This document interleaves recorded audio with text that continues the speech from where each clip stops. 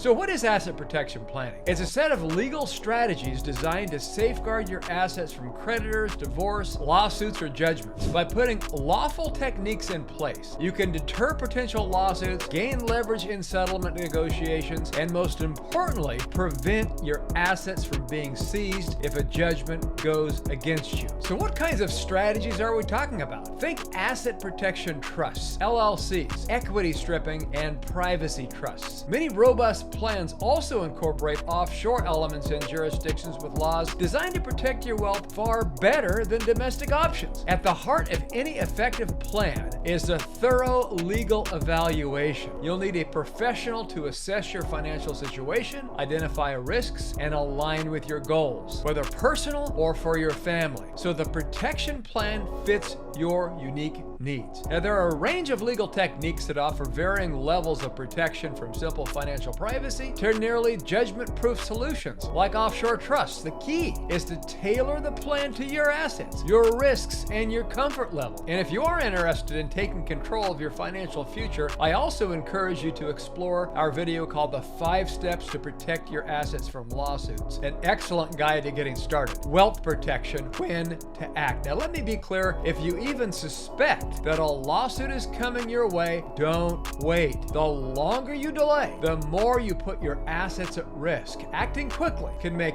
all the difference between keeping what's yours and losing it to a legal judgment. Ideally, asset protection should be put in place before there's any sign of trouble. But even if you're facing a lawsuit, there are still options to protect what you've worked so hard for. As Kevin O'Leary from Shark Tank likes to say, asset protection is like a high-level form of financial insurance. The key? You want to set it up well in advance to avoid claims of fraudulent conveyance. Although remember, fraudulent conveyance is typically a civil issue and not a criminal one. Still, those who plan ahead are in a far better position to protect assets than those who scramble at the last minute. The bottom line? Get informed about your options, but once you have that knowledge, take action. Waiting only increases your risk. Strongest jurisdictions for asset protection planning. When it comes to asset protection planning, the most effective strategies consider your entire financial picture. Everything from your insurance policies to homestead protection, business entities, and estate planning tools. And often, the strongest protection comes from combining multiple jurisdictions, especially those outside your home country. And this is why foreign asset protection is so powerful. By placing your assets in jurisdictions where the laws are specifically designed to protect you, places like Switzerland, and setting up the proper legal entities in the Cook Islands, Belize, or Nevis, you can keep your wealth out of reach even from the most determined local courts. These jurisdictions offer some of the strongest asset protection vehicles available today. In fact, I've set up more Cook Islands trusts than anyone in the world, and I have a Cook Islands trust for myself and my family. The goal here is not just to protect your assets, but to deter